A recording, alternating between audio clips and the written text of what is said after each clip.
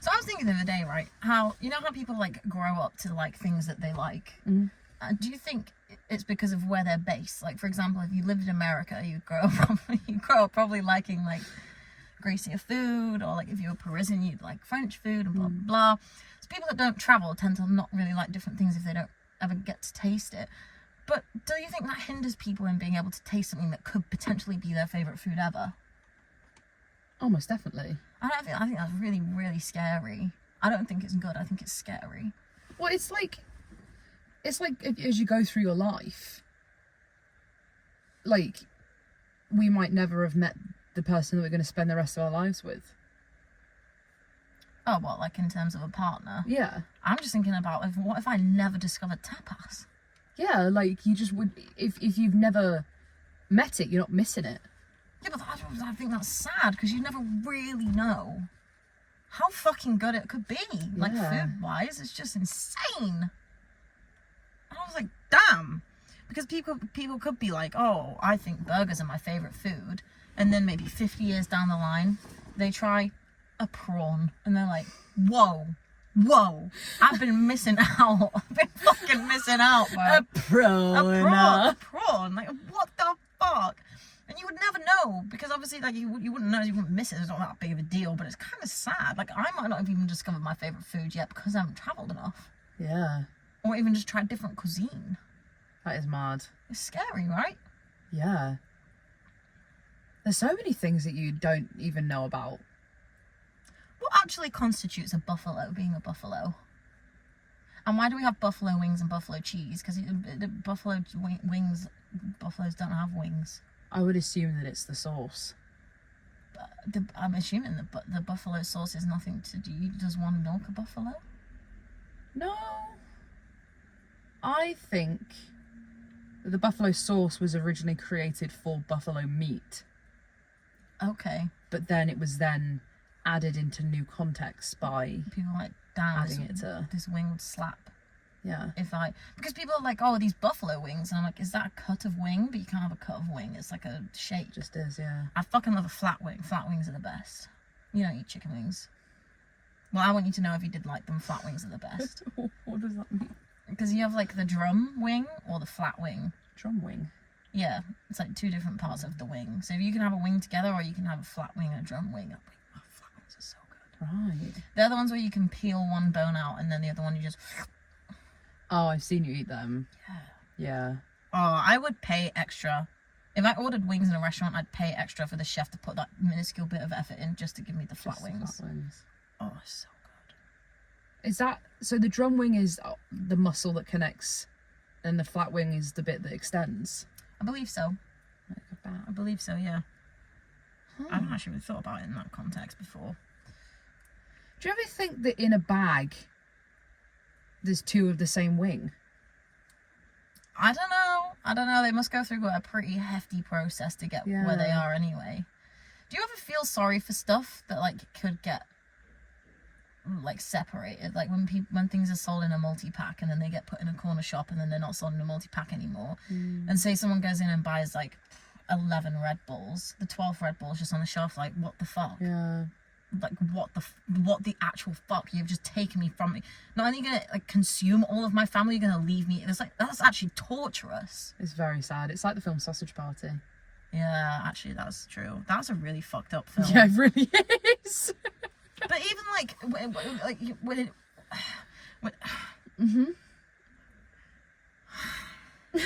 when you ever poured, like, pasta, you're draining pasta and a little bit of pasta falls in the sink. Damn, I feel sorry for that piece of pasta. I always eat it. I'm sorry, the fact that poster is now a Magic Mike poster is absolutely ridiculous. Where? I always forget you can't see this poster. Come here. That poster is always in my direct line of sight, and it always changes. And it's Magic Mike? Yeah. Magic Mike Live. Magic Mike Live. I would be too awkward to do anything in any of that. I would just find it so cringy. Like, you're literally getting paid to try and be sexy right now, and I just, like... It's just not a vibe. It's not for me. It's like when people get brought up on stage. I would die. Do you know what I would really like to go to? The big dirt truck races. You know, when they've got like the huge dirt truck. We were looking at a video of them the other day. Yeah, I would love to, like a monster truck. You're a monster truck. Monster truck. I would fucking love to go to one of those. And I always makes me laugh. There's this one girl on TikTok that always comes on my For You page, and she must be like, she's not even small. She's like 5'6", and her getting in a massive fucking truck in the petrol station. It's like, what is the need? Have you seen the one? I think it's the husband that like raises the suspension of this car, and the wife has to jump on a trampoline to get in. That's so funny. Like you probably feel like a badass when you're like driving around in it, but getting out of that in an emergency. Oh, I was gonna say like in an aesthetic way. Oh, either way. Try to get out of that in an emergency. I really needed a wee. Is that your idea of an emergency? Yeah. It's like when you get home, like sometimes I'll like drop you home and then I'm driving back and I get closer and closer and closer and closer and I'm like, oh fuck, because I didn't realise that I needed a wee until I parked. It's weird how that happens, isn't it? You don't even think you need a wee and then it pops in your brain, and then all of a sudden for the next journey to the toilet you're like connected to Bluetooth. I'm gonna fucking piss myself. Yeah. But what was I saying? If you were in a monster truck, do you think being in a car crash would be slightly less debilitating for you? Because you wouldn't really be, like, the bottom half of your car would be in a crash, but realistically you're above just looking at it anyway, like a bird's eye view of a yes. Well, I mean, if I was to think of, yes, I think that you would probably have a better chance of survival, but if I thought about it logically, the car would still be stopping, so you would still experience that like whiplash and like hitting the impact. Because the car would still stop at the same speed. It just wouldn't crumple as much, I don't think. Would you say a monster truck is the equivalent of a rhino, a giraffe, or an elephant? Elephant. Elephant? I don't know, maybe rhino. Definitely not giraffe. My initial thought was giraffe. That was the thought that was going through my head when I asked that question. Just because it's like so above everything else and it's got like big legs and a body. Do you know what I mean? No, but it's like hefty. It's hefty, but the length of the wheels is what makes it so high. And giraffes' legs are what make them so high. Because elephants and rhinos have teeny tiny legs and a big body, and an elephant has kind of like mediocre sized legs, but I wouldn't say it's like top heavy. I think that I would compare a rhino to a tank. Yes. No, a snail. Rhino to snail. What? What did you say a rhino was? A tank. Yeah, a tank I would be more inclined to think of a tank as a snail. Yes, it's slow, but in terms of movement, that's what comes to my mind. A snail. More of a millipede. No, that would be something that like has loads of wheels. But tanks do have loads of wheels. They just have the tracks over them. Yeah, but without the tracks. Like a snow truck. Or a truck. But then a truck, I think, maybe would be more like a woodlouse. A tank and a woodlouse. Tank and a woodlouse. Ooh, I think that's correct. No, that makes sense. But then again, I don't know. But also, I'm just thinking of the pure, like, size and, like, heftiness of a rhino and a tank. And a tank. That makes sense. Because when you actually think about it, tanks do, like, batter. Like, they batter ram, which is what rhinos do. Do they do that? Yeah, because, like, tanks, like, obviously they're designed for safety in a highly, like, charged area. But when you actually think about the design of a tank, they can, like, batter ram things. They'll just, like, drive over stuff. True. But I think of them more as, like, in a gliding motion of force, whereas a rhino to me would be like a poof. Well, yeah, because they can have, like... I think I'm thinking of a very specific tank that I can't verbalise, because you can add different things to tanks, and you can add those, like... It, like, pulls it back and then explodes the thing forward. Yeah. I think rhino and snowplow makes more sense to me. Snowplow with the plow. At the front, yeah. Yeah. I don't know, there's another animal that reminds me more of that. Did you ever see Chicken Little? I did. And I didn't. Do you remember the fucking huge, like, farm vehicle? What's it called? The harvester, like the harvester ones. Terrifying. Yeah, they are scary. That also reminds me of the picture on Facebook where it's like, oh, this looks like the best festival ever, and it's just a harvester and some corn, and it looks like a festival. Have you seen that? What, with the lights? Yeah. That's so sick. That's so clever. Do you know what I really enjoy? Photos of inanimate objects that look like humans in a crowd. Like that thing of corn, when if you kind of glance at it, it looks like humans. There's so many different instances of that. Yeah, I saw a really artistic picture today of someone that like their Xbox controller wasn't working, so they lit it on fire, and it's just like an absolute masterpiece. Like that bird. Weird little sing-song. The bird on the no, not the bird, the blinds. And someone's blinds had twisted, and it would look like a bird, and everyone was like, "That's so artistic," and they were like, "It's just a bird in a pole." If you know, you know. Yeah, I don't. I'm sorry. That is so rough. I always see that thing where it's like, I don't even know what creature it is, but it's like this. And it's like when all of your friends are laughing and you're trying to tell them, like, ask them what the joke was. And you're just like begging, like, you're just begging for a scrap of humour. A scrap of humour. A scrappy humour. Does that baby want to scrap?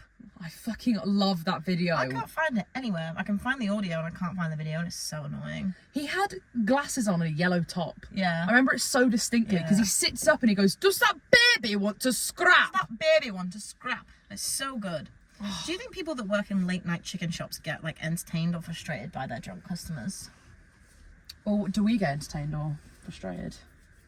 A bit of both. But then again, I can just kind of walk off, but they're really kind of closed in there. Yeah, they are stuck.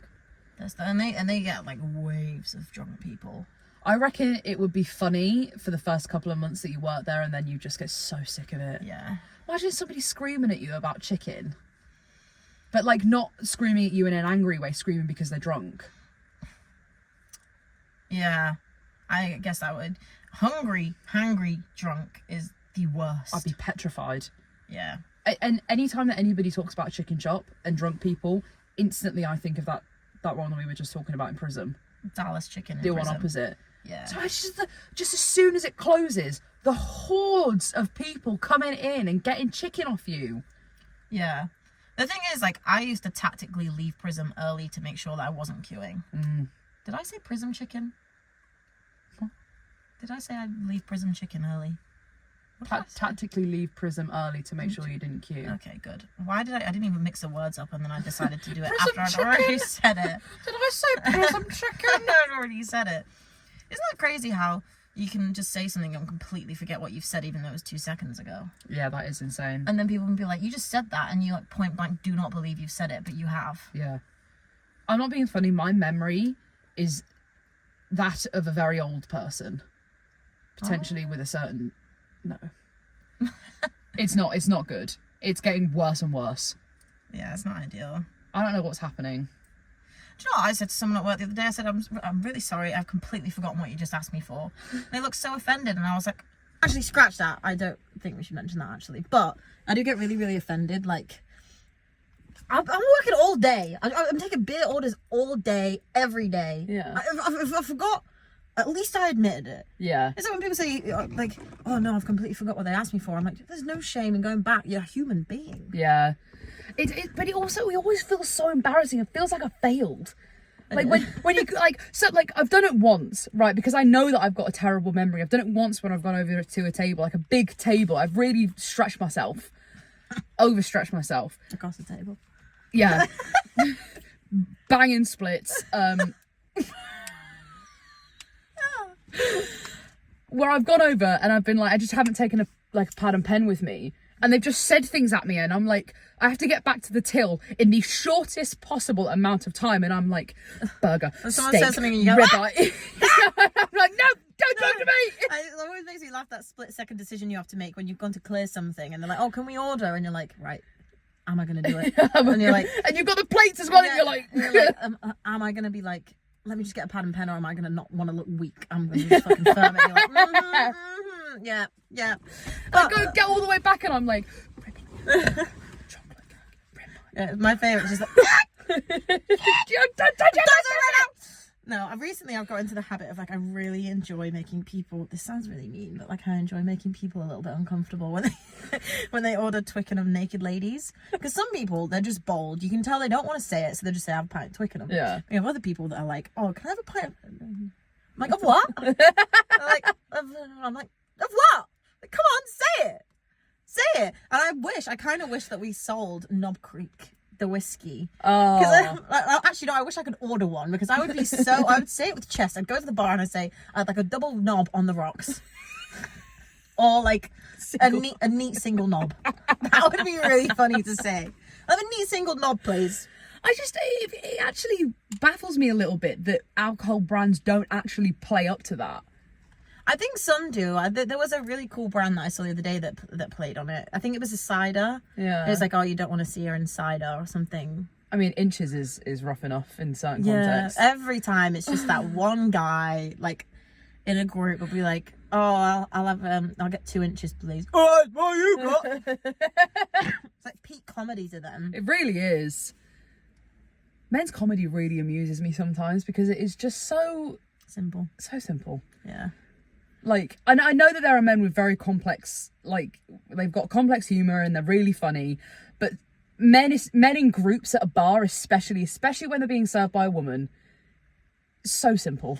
But they always make a joke, and then you, like, if you say something back, they're all like, yeah, they get they're literally like a cat. They're like, they get so terrified. It's like when that or when they say it to get table. attention, they say it to get attention, and they just don't make eye contact with you. They're like, yeah, it was literally like that table of really rude boys. Oh god, like boys. Yeah, that was. And crazy. they were like, oh mate, she's like she's a bit of you. She asked for your glass, and I was like, yeah, because I work here. Oh, that is funny. He couldn't even look up from his shoes the entire time. I was like, have a bit of chest, man. Like, yeah, they wish they had a bit of chest. Yeah, virgins. Virgin. I think that might be such a peak insult. Virgin. It's so British. Yeah. And even if you categorically know that they're not a virgin, or if they are and they make that choice, it's just so funny. It is. Virgin. It is so, I love it. It's not even about the fact that they have had sex or they haven't. It's about the way they act. Yeah. It's like, it's on par with when you say, like, someone says something stupid and you go, oh, I remember my first pint. and they're like, what? And I'm like, yeah, you fucking heard me, didn't ya? That is definitely one of my favourite things to say. Especially when someone's rude, I'm like, oh, I remember my first pint. Don't worry. Don't worry. It's so fucking funny. We've all been there, don't worry. I've got a bit of a spotlight today. Wait!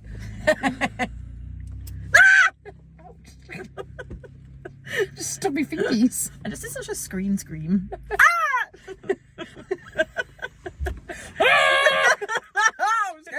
Oh, spooky! Oh, devil! Do you know what would be so funny if you were actually, that is how you actually exhibited being terrified. Like, ooh! I'm so scared! Oh god, look at that costume! It's like an ex-murderer and you're like, ooh, I'm gonna run for my life! You know, people say, like, I run for my life from an ex-murderer. How far do you think you can even get? Because I always think, if I'm in a crisis situation and it requires me sprinting away, I may as well just not even put the effort in. Yeah, I'm turning around and fighting. I'm not. I'm just accepting my fate. Like, I can't run far enough. Like, I feel like if they're gonna kill you, they're gonna be quite persistent anyway. Yeah. So it's gonna be going Jason Voorhees. It's not gonna stop. What? It's a character from Friday the 13th. Oh. He just like no matter what happens, does not stop. I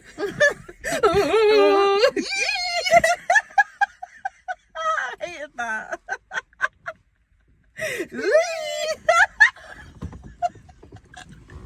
No. No. Actually scared.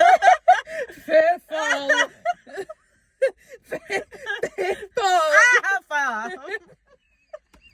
Digger.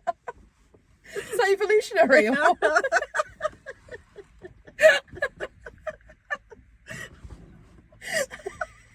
Sounded like you said far. Oh.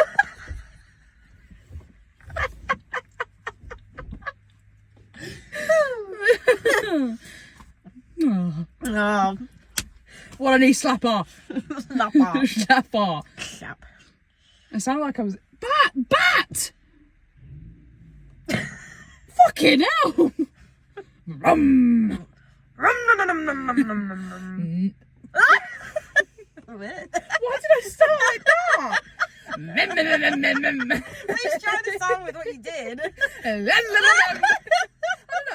know. Not okay.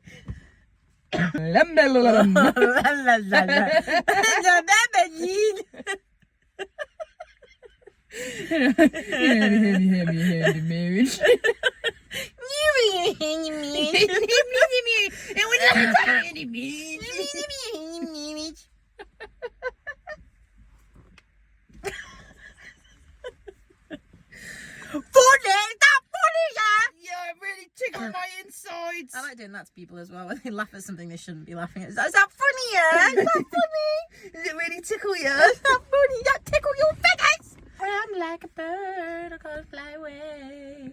I don't know where my home is. Of course they fucking do.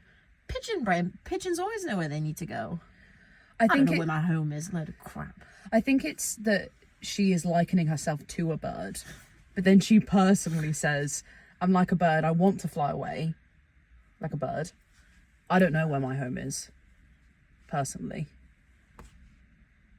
So I'm like, the bird analogy ends with I want to fly away, and then the next bit is I don't know where my home is. And why shouldn't it link? Natasha? Is it Natasha Bedingfield? I don't know. I've got no idea. What a name, Bedingfield. I wonder where that derives from. A maiden. Making straws out of beds. What? Making beds out of straw. Making straws out of beds. Ooh, I didn't like that. Fire.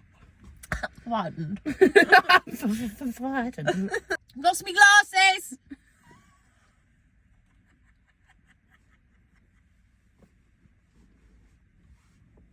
That didn't sound like you.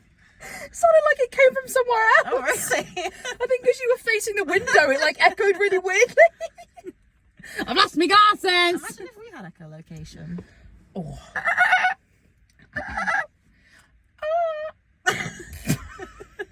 I gotta laugh. If you can't laugh, have a bath.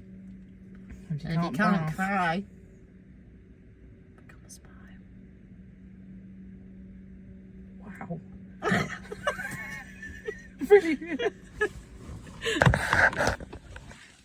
Spy. Oh no. Oh! Frightened. Spooky. Oh, spooky.